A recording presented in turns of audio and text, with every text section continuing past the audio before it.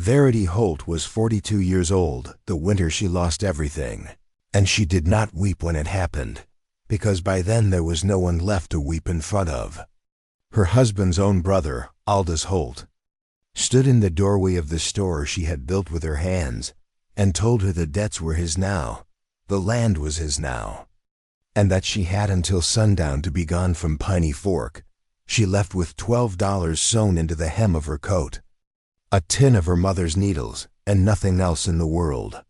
3 days later, at a courthouse auction nobody else bothered to attend, she paid 9 of those dollars for a worthless deed to an old, forgotten mining camp the county records called Larkin's Camp, a place that had sat frozen and silent in the hollow above Piney Fork for 80 years.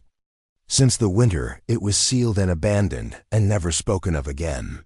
Folks called her a fool for spending her last coin on dead ground. They did not know that something inside those frozen buildings had been waiting 80 years for someone honest enough to find it.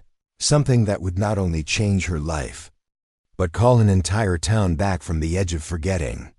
Settle in, and let us tell you the story of Verity Holt. If you're watching tonight from a place that feels forgotten too, tell us in the comments. We'd love to know where you're joining us from. Verity had not always been a woman who counted coins twice before spending them. She had been born in 1869 in a hill cabin outside Piney Fork, in the lead and timber country of the Missouri Ozarks, the third daughter of a blacksmith named Thomas Rook and a quilter named Mercy Rook, who together had raised their girls on the belief that a thing's worth was never printed on its price tag. Her father used to say that iron looked the same whether it came from a rich man's scrapyard or a poor man's ditch, and that the measure of a blacksmith was whether he could see the good metal hiding under the rust. Her mother said much the same about people, and about cloth, and about anything the world had decided to throw away. Verity grew up watching her mother take feed sacks and dead men's coats and turn them into quilts so fine that women from 3 counties over would trade eggs and cornmeal just to have one laid across a sick bed. She grew up watching her father heat bent, rusted horseshoes until they glowed honest orange again, and hammer them back into something a farmer could use. She learned without ever being taught it in words. That value was not something a thing possessed on its own. It was something patient hands could still find in it. Long after everyone else had decided to look away, she remembered, long into her adult years, one particular evening at her father's forge when she was no older than 9, watching him work a piece of scrap iron that a neighboring farmer had brought by only to be melted down, since it had cracked clean through and was thought good for nothing else. Her father had turned it over in the firelight for a long while before he spoke. "Everybody's already decided what this is," he told her, not looking up from the coals. "Decided it's trash. That's the easiest thing in the world to decide about something. Verity, easier than looking at it twice." He had spent the better part of 2 hours on that crack, and by the time he was done, the farmer had a plow blade sturdier than the one he'd broken in the first place. Verity never forgot the look on the farmer's face, somewhere between disbelief and something closer to shame, as though he'd been caught throwing away something precious without ever truly looking at it. She married young, at 19, to a quiet, careful man named Eli Holt, who ran a dry goods store on the town square of Piney Fork and who loved her. She believed, precisely because she never once flinched from hard work or hard truths. Eli's younger brother, Aldous, was a different sort of man entirely, restless, resentful of his brother's steadiness, forever chasing some faster road to money than the slow, honest one their father had walked. Eli lent him money more than once. Aldous never once paid it back and never once seemed ashamed of that fact. And Verity learned early to keep the store's ledgers locked away from him, because numbers in Aldous Holt's hands had a way of becoming somebody else's numbers by morning. She remembered a supper early in her marriage, when Aldous had laughed at Eli across the table for her, counting pennies like an old woman, and Eli had only smiled and said that Pennies counted honestly had a way of adding up to something a man could actually keep, which was more than could be said for whatever scheme Aldous was chasing that season. Verity had loved her husband fiercely in that moment, for his patience, and had disliked his brother, quietly and permanently, for the way he sneered at carefulness as though it were a weakness rather than the only real strength most people ever have. For 18 years, Verity and Eli built something real together. She kept the books, sewed for customers who could not afford ready-made, and nursed the sick of the town through 2 hard winters and 1 terrible fever season. Because her mother had taught her enough of doctoring to be useful, and because she believed genuinely, all the way down, that a person who could help was obligated to. She sat up 3 nights running, once with the Whitaker boy when the fever had him, cooling his brow with rags dipped in well water, because his mother was too exhausted with 3 other children to manage alone. And she never once mentioned it again afterward, nor expected thanks for it, because in her mind it was simply the plain arithmetic of decency. You helped where you could, the way you would want helping if the fever ever came for your own house instead. She was known around Piney Fork not for beauty or charm, but for a kind of unhurried competence that people trusted the way they trusted good well water. Old Widow Tanner said once that Verity Holt could find the use in a broken plow, a dying garden, or a grieving heart, and that this made her more valuable to the town than the bank. Verity laughed when she heard that. She did not yet know how true it would prove, nor how soon she would need every ounce of that particular gift simply to survive. She and Eli never had children who lived past infancy, a grief she carried privately and never let sour her toward other people's sons and daughters, whom she doctored and fed and taught to read from the store's account books when their own families could not spare a slate.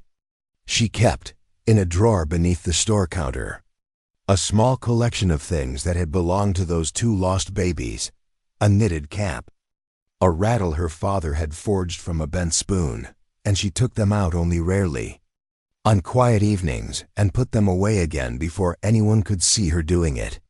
It was, in its quiet way, a good life, not an easy one, but a true one, built on the same principle her father had hammered into cold iron, that worth is not given. It is found by those patient enough to look, then. In the autumn of 1910, Eli Holt's heart gave out behind the counter of his own store. Between one customer and the next, and Verity Holt's good life ended with him. She was the one who found him, still warm, his hands still resting on the ledger he had been totaling when it happened. And for a long moment, she simply stood in the doorway of the store that had been her whole married life and could not make her legs carry her any closer, as though not moving might somehow undo what had already been done. Asterisk. Grief alone might have been survivable. It was Aldous who made it otherwise. Within a week of the funeral, Aldous arrived with a lawyer from the county seat and a stack of papers he said proved Eli had borrowed against the store years before to cover one of Aldous's failed ventures, and that the debt, unpaid, now entitled Aldous to the property. Verity had kept every ledger of that store for 18 years, and knew in her bones that no such loan had ever been made. She had personally recorded every dollar that ever passed through that store's accounts, in her own careful hand, and there was no entry anywhere for money lent to Aldous Holt in the sum the papers claimed. She said as much, standing in her own doorway in her mourning black, her voice steady even as her hands were not. Aldous only looked at her with something almost like pity, and said that grief made a woman's memory an unreliable witness, and that the papers, signed and notarized, would speak for themselves in front of a judge. She was a widow with no son, no brother, and no money for a lawyer of her own. And the men at the county courthouse were disposed, as men often were in 1910 in that part of Missouri, to believe a man's signature over a widow's memory. The judge, a cautious sort named Cobb, who owed Aldous a hunting favor nobody spoke of aloud, found the papers sufficient. Verity was given until the first snow to vacate the store that had been her whole married life. She did not fight it the way rage might have told her to. She had learned from her father that a blacksmith who strikes in anger only ruins the metal. Instead, she settled her affairs as quietly and completely as she could, sold what furniture Aldous did not claim, paid what small debts remained in her own name, so that no one in Piney Fork could ever say Verity Holt left owing money, and walked out of that store on a gray November morning with $12 sewn into her coat hem and absolutely nothing else to her name but the clothes she wore and her mother's tin of needles. She paused once on the porch step and looked back through the window at the counter where Eli had died, and at the shelves she had stocked and dusted for 18 years. And then she turned and did not look back again, because she had learned that too, that some doors, once closed, are better walked away from than stared at. Aldous watched her go from the store window with an expression she chose, for her own peace, not to read too closely.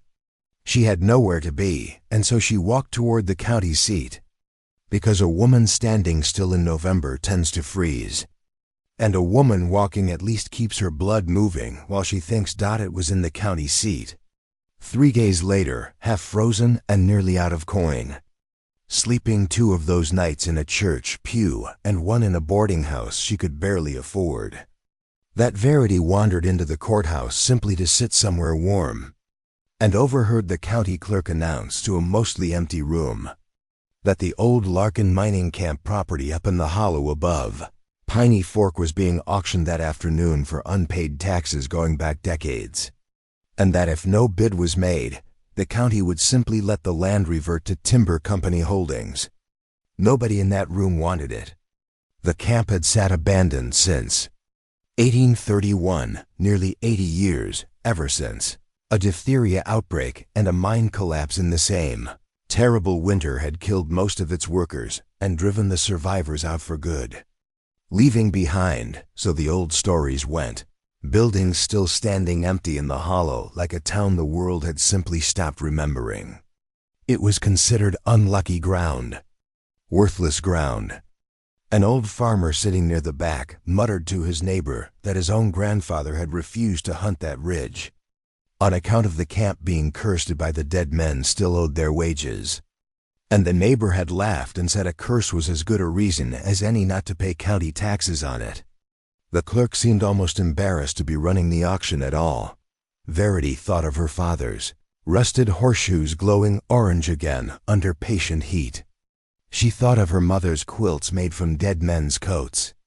She had $9 left after 3 days of bread and a boarding house cot, and something in her, not hope exactly, more a stubborn refusal to believe that everything discarded was truly worthless, made her raise her hand and offer all 9 of it for a deed nobody else wanted. The clerk blinked at her, glanced around the empty room as though expecting someone to object, and finding no one, shrugged and struck his gavel. Just like that, Verity Holt, penniless widow, owned 80 frozen acres and a dead mining camp that folks in 3 counties considered cursed, foolish, and entirely without value. She walked the 11 miles up into the hollow that same afternoon with $3 left in the world, because she had nowhere else to walk to, and because, if she was going to be a fool, she intended at least to see her folly with her own eyes before dark. What she found, cresting the last ridge as the light went long and gold through the bare hickories, stopped her breath entirely. Larkin's camp had not rotted away, as she had expected 80 years of Ozark weather to have done to it. It had been sealed. Whole cabins stood shuttered and silent under a skin of moss and pine duff. Doors still hung true on their hinges. A black iron mine winch still standing sentinel over a boarded shaft mouth.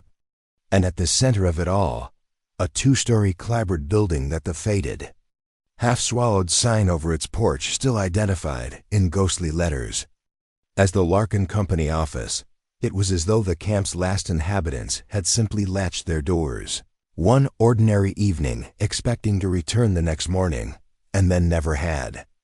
A rusted dinner bell still hung outside the mess hall, and when the wind moved it, the sound it made was thin and mournful, like something trying to remember how to ring properly after 80 silent years. Verity stood in the frozen quiet of that hollow, breath-fogging, and felt for the first time in 3 miserable days something other than grief. She felt curiosity, sharp and clean as new iron. She spent that first night in the company office, sweeping 80 years of dust from one corner with a pine bough, wrapping herself in her coat, and telling herself sternly that she had simply bought firewood and shelter for the price of $9, and that she ought not let her father's old talk of hidden worth turn a widow's desperation into daydreaming. She built a small fire in the cold iron stove from broken shutter slats, and by its thin orange light she studied the room around her, a clerk's high desk still standing, a wall calendar gone brittle and brown still turned to January of 1831, as though time itself had simply stopped breathing in that room the day the camp emptied. She slept fitfully, listening to the wind work at loose shingles, and dreamed, she would tell people later, of her father's forge, though she could never afterward recall what exactly he had been hammering in the dream. But daydreaming, it turned out, was not required. In the gray hour before true dawn, hunting for anything dry enough to burn, she pried open a warped floor cupboard behind the office's cold iron stove and found, wrapped in oilcloth gone stiff and brown with age, a leather-bound ledger, a company seal, and a single sealed letter addressed in a careful clerk's hand, to whoever should next hold the deed to Larkin's camp. Her fingers shook working the old wax seal loose. Inside, in ink faded to the color of weak tea, was a letter dated the 14th of January, 1831, from a man who signed himself Silas Larkin, camp foreman, and beneath his signature, 3 words that made Verity Holt sit down hard on the cold floorboards of that abandoned office. To be found. Asterisk. The letter itself was strange and urgent and unfinished, as though its writer had known his time was running short. Silas Larkin wrote that the camp's fever had taken 11 men in a fortnight, that the mine's owners, a distant company out of St. Louis that had never once sent a doctor nor a dollar of relief when the sickness struck, had ordered the camp abandoned rather than spend money to save it, and that he, Larkin, would not let the men who had died in that company's service also die unpaid. He wrote of the sound of the mess hall bell tolling for each burial until the ringer himself grew too weak to pull the rope, and of nights spent by lamplight copying figures from the company's true books into a second hidden ledger, because he had come to suspect, correctly, that the version sent back to St. Louis would tell a very different story than the one owed to the men who had earned every figure in it. He wrote that the company's ledgers showed nearly 4 months of back wages, owed to the camp's workers at the time the mine was ordered shut. Wages the St. Louis owners had simply decided, in the confusion of the outbreak, never to disburse, because the men who might have demanded it were dead or scattered, and because a mining company far away in a city office building had judged it cheaper to let a camp of poor men's grievances freeze quietly in the hills than to pay what was owed. Larkin wrote that he had hidden the camp's true financial ledger, along with what silver ore payment the company itself had never collected before fleeing the outbreak, in a place inside the camp he described only as beneath the good iron, trusting that someday someone honest would find it and see that the debt was finally paid to the families of the men who had earned it. He had not lived to finish the letter. A second shakier hand, his wife's, Verity guessed, from the softness of the script, had added a final line beneath his own. Silas died 3 days after writing this. I bury him today. God send someone kinder than the company to find what he hid.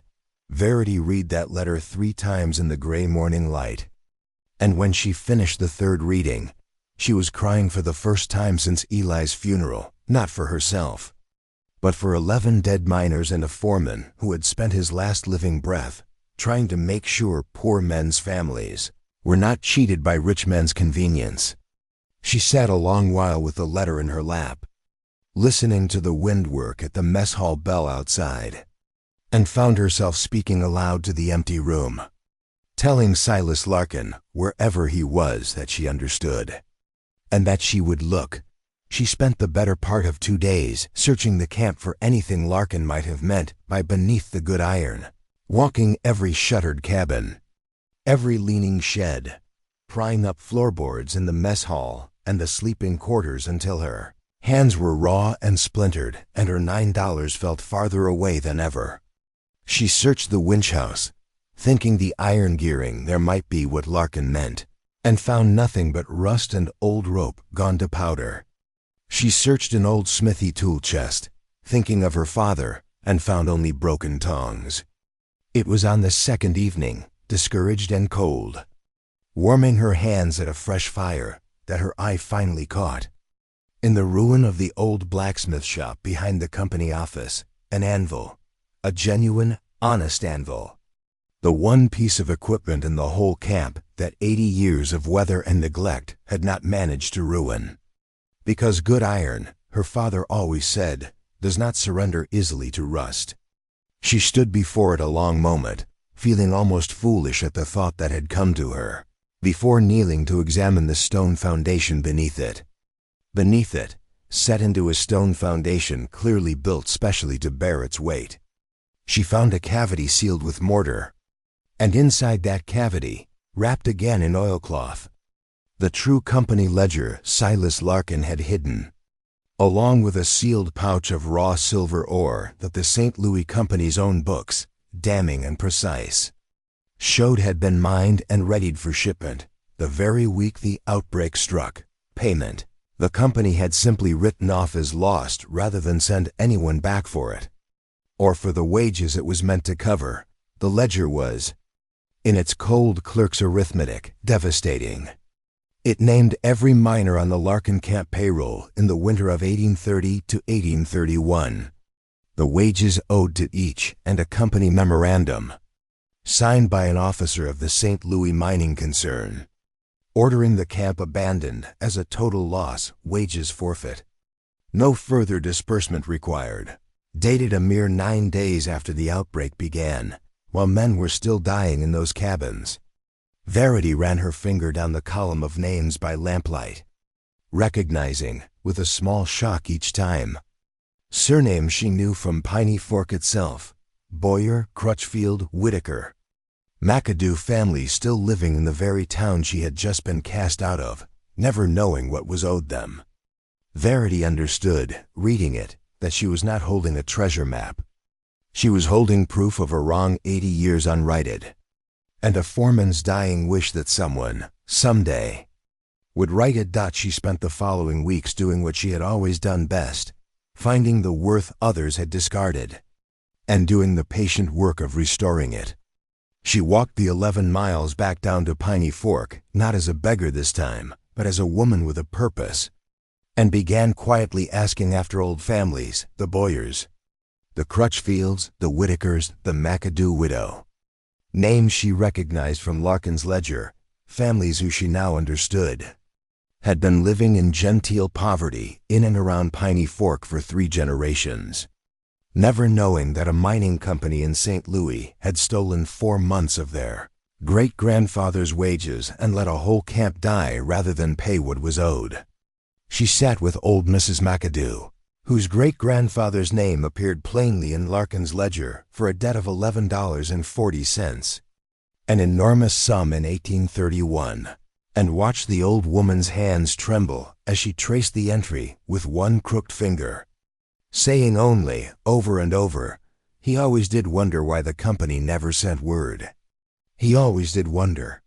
Word travels fast in small towns, and word travels fastest of all when it involves buried silver. And it was not long before Aldous Holt heard that his penniless, cast-off sister-in-law had found something worth having up in the old cursed camp he had always assumed was nothing but dead ground and folk superstition. He arrived at the boarding house where Verity now lodged with a lawyer in tow, the same lawyer, in fact, who had helped him take her store and informed her that since the original loan documents had granted him all property and holdings associated with the Holt estate, the mining camp, having been purchased with what he characterized as marital funds still technically owed to him, rightfully belonged to him as well. He stood in the doorway of her small rented room, much as he had once stood in the doorway of her store, and Verity found, to her own surprise, that she was no longer afraid of the shape he made there. It was a preposterous claim, built on the same shaky paper as the first one. But Aldous had learned that preposterous claims, pressed hard enough by a man with a friendly judge, tended to work. Verity did not raise her voice. She had learned patience from her father's forge and precision from her mother's needle, and she used both now. She went first to a different judge in a different county, one who owed Aldous no hunting favors and laid before him not vague claims, but Silas Larkin's original ledger, the St. Louis Company's own damning memorandum, and a legal deed purchased fair and clean at open county auction for $9 honest, a transaction with far more paper behind it than anything Aldous had ever produced. The judge, a careful, unhurried man named Whitfield, who had a soft spot for the plain arithmetic of old wrongs, listened without interruption as Verity laid the documents before him one at a time, in order, the way her father used to lay out tools before beginning a repair, so that the shape of the whole argument might become plain simply by looking at it.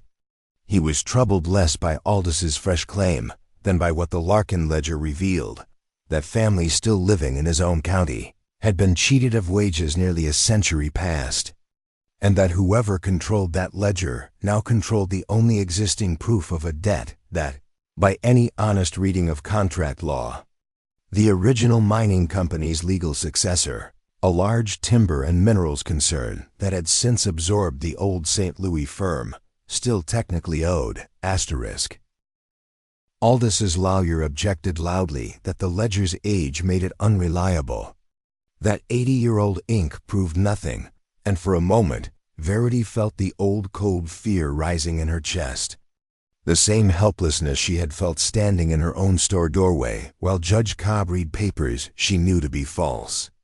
But Judge Whitfield only asked mildly whether the lawyer meant to argue that his own client's freshly drawn loan papers, unwitnessed by anyone still living, were more trustworthy than a company's own signed memorandum admitting the theft in the company's own words.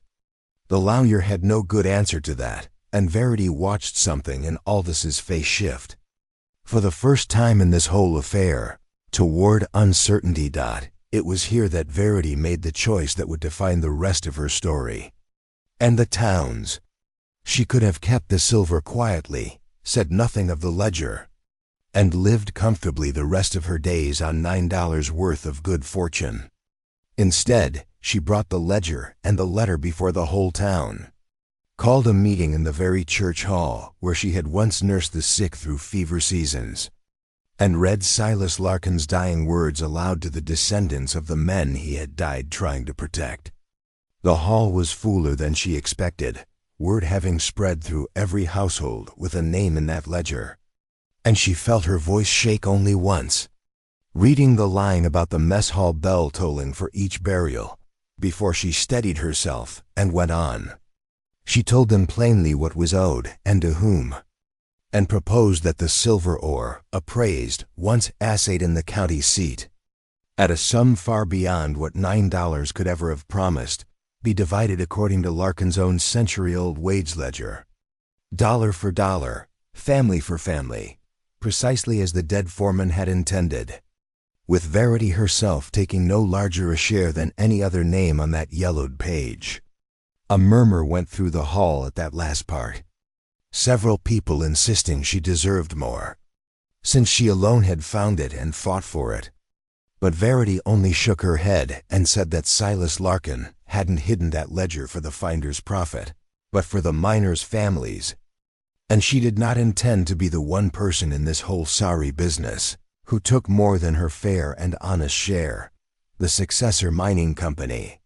Faced with a public ledger, a signed company memorandum admitting the theft in the company's own words, and a county judge already inclined to take the matter seriously chose quietly to settle rather than fight a case it could not possibly win in the court of public opinion or the county's own.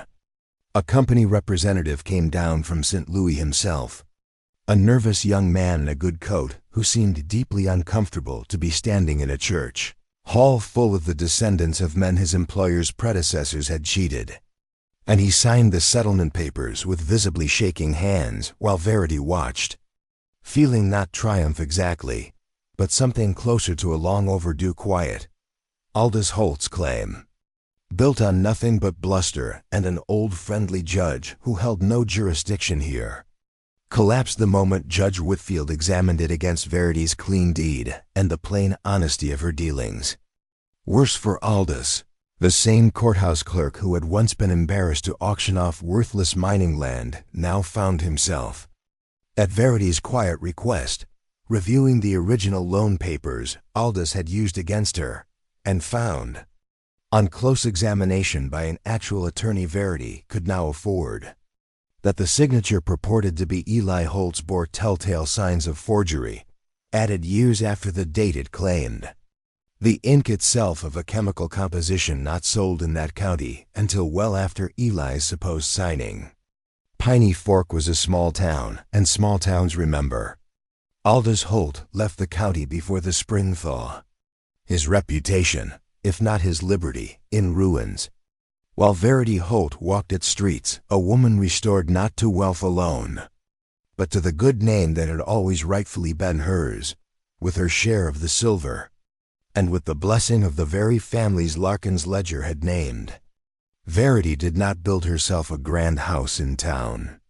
She returned to the hollow, to Larkin's camp itself, and began the slow, patient work of restoring it, not as a mine, for the seam had long since played out, but as something the whole region sorely needed, a proper schoolhouse and infirmary, built from the camp's own sound old timbers, staffed in its early years by Verity herself, who still remembered every remedy her mother had taught her. She kept the old mess hall bell cleaned and rehung above the new schoolhouse door, so that it might finally ring for something other than burials. The company office where she had spent that first freezing night became, within 2 years, a modest boarding house for traveling doctors and teachers who came through the hollow. And the old blacksmith shop, anvil and all, became a working forge again, its first apprentice a boy from the Crutchfield family whose great-grandfather's unpaid wages had helped fund its restoration. Verity taught him herself in the beginning, standing at that same anvil where the truth had been hidden for 80 years, telling him, much as her own father once told her, that the measure of good iron was whether anyone was patient enough to look past the rust. The town stopped calling the hollow cursed. They began instead to call it Larkin's Rest, and to send their children up that same ridge Verity had once climbed alone and penniless, not to fear the frozen camp, but to learn in it. It is worth remembering now how this all began. A 42-year-old widow, cast out by a grasping brother-in-law for the crime of having nothing left he could not simply claim, walking 11 cold miles with $9 and a foolish faith that worth does not vanish, simply because the world stops looking for it. Verity Holt never once believed she had found treasure in that frozen hollow. She believed, as her father had taught her at the forge and her mother had taught her at the quilting frame, that she had found what was already there, waiting, patient as good iron under rust, for someone willing to look past 80 years of silence and see it plainly. The camp had not been cursed. It had been grieving and waiting, exactly as she had been, for someone to come and finally set the old wrong right. That in the end was the true inheritance Silas Larkin left behind, not silver, though there was silver, but the simple stubborn proof that honest debts, however long buried, do not stop being owed, and that the overlooked and the abandoned, whether they are old mining camps or grieving widows, are never quite as worthless as the world in its hurry decides to believe. Thank you for spending this time with us. And with Verity Holt in the quiet hollow above Piney Fork, If her story moved you tonight, we would be grateful if you'd share it with someone who might need reminding that value doesn't disappear just because it's been forgotten for a while. We'd love to hear from you before you go. What is a time you found real worth in something or someone that everyone else had already written off? Tell us in the comments below. We read everyone. Until next time, stay close, asterisk.